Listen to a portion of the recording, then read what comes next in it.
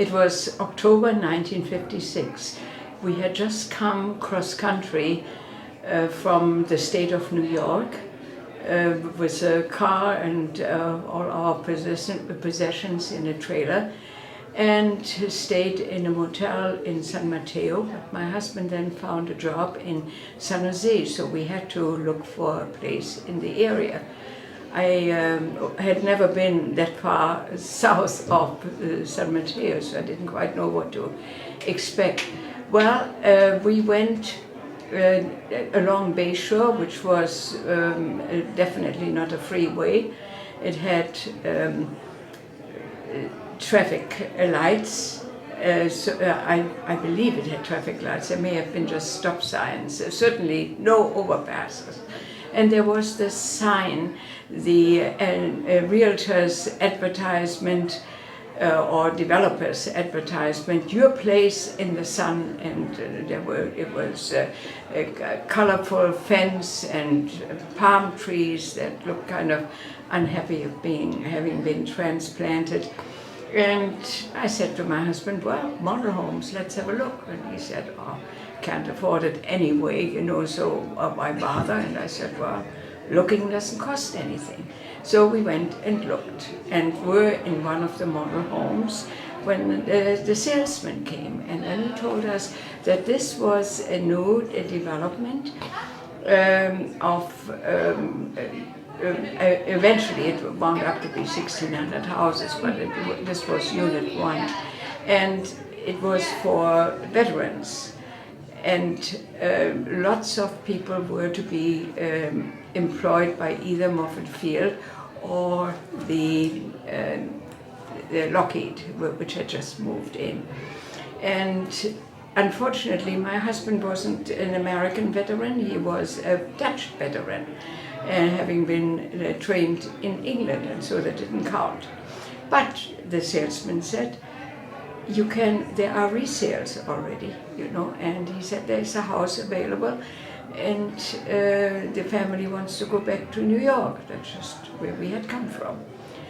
So we talked with him. It was $12,500 for a 3-bedroom, 2-bathroom home, one car garage, with 7-month-old appliances, washer, dryer, refrigerator, stove, and a yard that had a front lawn, and the backyard was absolutely nothing, not even a weed, and it looked as though these were maybe ashes or you know, residue of something. It didn't look like something that was usable.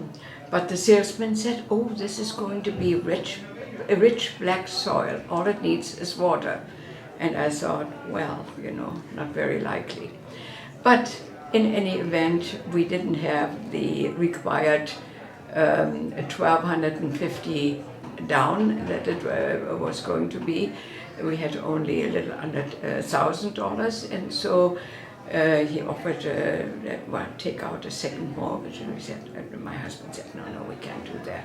So he said, you drive a hard bargain, and we actually got the house for whatever we had. And so moved in there then on October 19th, 1956, with our 2 children, who at the time were 15 months and 3 years and 3 months. And so, well, the family, of course, has gone, and now my husband is no longer with us either. He died a year and a half ago. But I'm living there by myself now with my cat. We have enlarged the house. I like living there, and I hope that I will continue to live there. At the time when we moved in, there were just a few streets, and they didn't go very far actually. If you went in one direction, you came to a fence, and beyond that were cows. And the other street, go in as far as it went, more cows. It was the Edelweiss dairy. which had the disadvantage that there was kind of an agricultural smell around it, which turned the white of paint kind of grayish, you know, and as I said, odor was also a problem, but that eventually disappeared along with the cows. And there was a street then put in, and a school came in, and all that. So little by little, the area was developed. And I actually, even though payments, of course, were very small, it was more than we could afford. So I went to work first for NACA, which was a forerunner of NASA, which is where my husband wound up working since February of '57. And I started in March of '57 also there, but the pay was so low. They hadn't quite caught up with the general pay scale of regular commerce. And so I had applied to Lockheed, and they came through with a much better pay, and so I worked for Lockheed for about 3 years.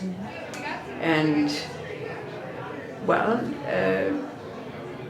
the house is now just absolutely wonderful for me, as it was for my husband and me,